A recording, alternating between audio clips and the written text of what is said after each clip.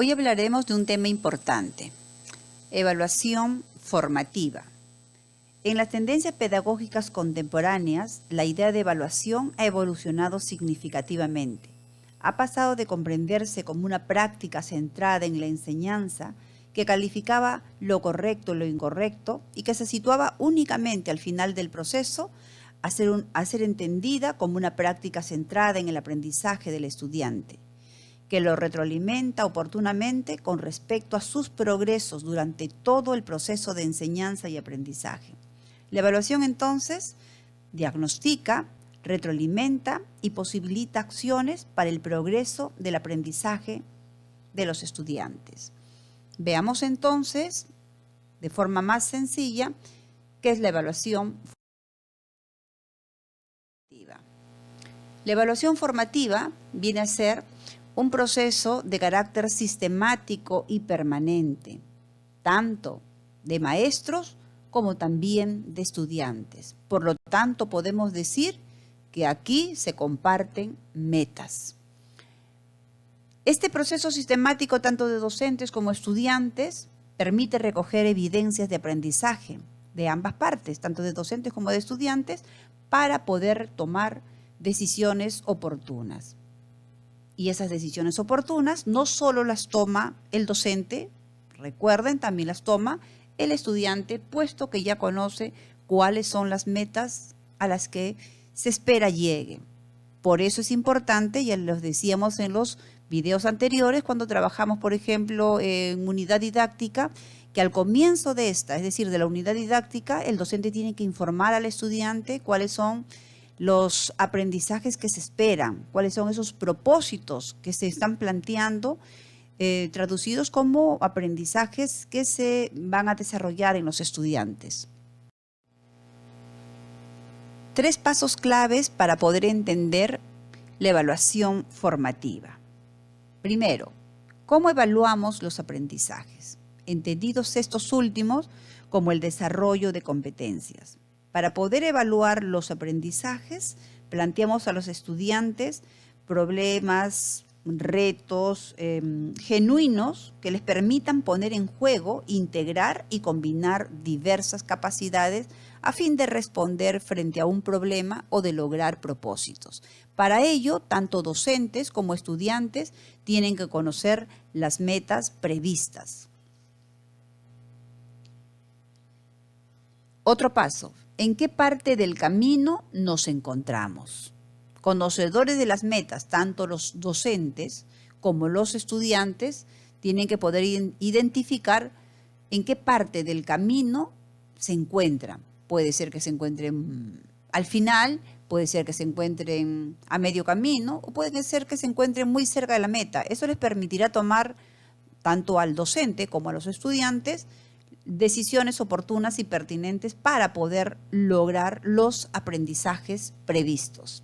Para ello, recuerden ustedes que cuando hablamos de metas nos estamos refiriendo a los estándares de aprendizaje y también a los desempeños cuando nos referimos al grado. La tercera pregunta, entonces ahora ya conocedores de en qué parte del camino nos encontramos, decimos qué haremos para avanzar hacia las metas, es decir, metas ya conocidas, insisto, no solo por los docentes, sino fundamentalmente por los estudiantes, porque ambos tienen que colaborar para poder llegar a las metas previstas. Un aspecto fundamental en la evaluación formativa es la retroalimentación, que viene a ser la columna vertebral en realidad de todo esto. Pero ¿qué cosa es la retroalimentación? Vamos a ver, esta retroalimentación vienen a ser las devoluciones que hace el docente al estudiante, evidenciando de manera asertiva no solo dificultades, sino también fortalezas, a fin de que éste pueda caminar seguro hacia las metas. Esta retroalimentación puede ser de forma escrita, como por ejemplo cuando se hacen anotaciones al margen. Es decir, el estudiante necesita saber cuáles son las dificultades, cuáles son sus fortalezas, para que, como decíamos hace un momento, con paso firme y seguro pueda ir hacia las metas ya conocidas, no solo por el docente, sino fundamentalmente por ellos mismos. Pero también pueden ser de forma oral, pueden ser descriptivas cuando el docente les dice cuáles son esas dificultades, cuáles son sus fortalezas, qué requiere y qué necesita para poder llegar de forma firme y segura hacia las metas. O también puede ser de forma reflexiva, es decir, que a partir de preguntas haga que el estudiante se dé cuenta de ello, ¿no? De cuáles son sus dificultades, pero también de cuáles son sus fortalezas. En este sentido, recuerden que no solamente es el docente o la docente quienes son los que dan cuenta de estas dificultades y que se queda simplemente en ello. O sea, doy cuenta, sé cuáles son las dificultades de mis estudiantes, sé cuáles son las fortalezas de mis estudiantes y entonces yo trabajo de forma aislada, ¿no? Aquí tiene que participar también el estudiante. El docente o la docente le da a conocer de manera asertiva sus dificultades y también pues felicita todas las fortalezas que tiene el estudiante y a su vez hace su trabajo conocedor de ello, ¿no? Eso es lo que conocemos como el feedback. O sea que hay una situación de a dos. Como hablábamos al comienzo, es una meta compartida.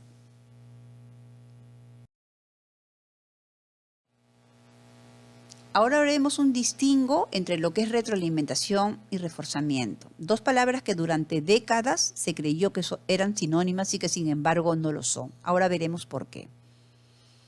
En la retroalimentación no solo se reconocen dificultades, también se reconocen fortalezas, pero también añadimos a esto lo siguiente. Ese reconocimiento de dificultades y de fortalezas no solo es de parte del docente hacia el estudiante, sino que también es del propio estudiante. Reconoce sus dificultades, sus fortalezas para poder caminar seguro y firme hacia las metas establecidas que ya las conoce. Y en el reforzamiento solo se reconocen dificultades. ¿Y quiénes las reconocen? Solo las reconoce el docente. El estudiante es un ser pasivo aquí. En la retroalimentación se centra en los procesos, es decir, que esto permite hacer ajustes y reajustes de forma permanente para poder obtener buenos resultados. Igualmente, estos ajustes y reajustes no solamente es de parte del docente, sino también fundamentalmente del propio estudiante. En el caso del reforzamiento está centrado en los resultados, ¿no? El docente espera pues al final de un proceso para poder hacer el refuerzo de algo que no ha sido, entre comillas, aprendido. En la retroalimentación se promueve la autorregulación, o sea, el docente actúa como un mediador para que el estudiante pueda darse cuenta, obviamente con su apoyo, de cuáles son sus dificultades, cuáles son sus potencialidades, a fin de poder llegar hacia la meta prevista y en muchos casos sobrepasar esas metas. Recuerden que esas metas las estamos planteando desde la perspectiva de los estándares de aprendizaje que ya los tenemos en los documentos curriculares en el caso de los ciclos y en el caso de los grados, los desempeños. En tanto que en el reforzamiento se promueve la memorización y el docente no es un mediador, el docente es un instructor. En la retroalimentación, el docente orienta al estudiante a la reflexión a través de preguntas, de repreguntas, de situaciones que le plantea. Lo que busca es que el estudiante pueda reflexionar a fin de que éste pueda llegar a lograr las metas previstas. En el reforzamiento, el docente determina lo que el estudiante debe saber. Es decir, él solo conoce las dificultades, las potencialidades de sus estudiantes y nunca hace devoluciones. Como ya habíamos indicado anteriormente, el estudiante solamente es un ser pasivo. En la retroalimentación, el aprendizaje conlleva a demandas cognitivas altas, ¿no? De asociaciones, de transferencias, etcétera, ¿no? En este caso, desde la perspectiva de enfoque por competencias, pues el desarrollo de las mismas. En tanto que en el reforzamiento, el aprendizaje está basado en el desarrollo de contenidos. Uno dirá, o ustedes se preguntarán, pero los contenidos son importantes, por supuesto que son importantes. ¿Y en qué se diferencian de las competencias? Que estos contenidos, ¿no?, vienen a formar parte de la estructura general de la competencia, ¿no?, que recuerden que tiene 3 dimensiones: conocer, hacer y ser. ¿Qué necesitamos hacer para poder lograr buenos aprendizajes? ¿Necesitamos retroalimentar o necesitamos reforzar? La decisión la tienen ustedes, queridos maestros. Muchas gracias.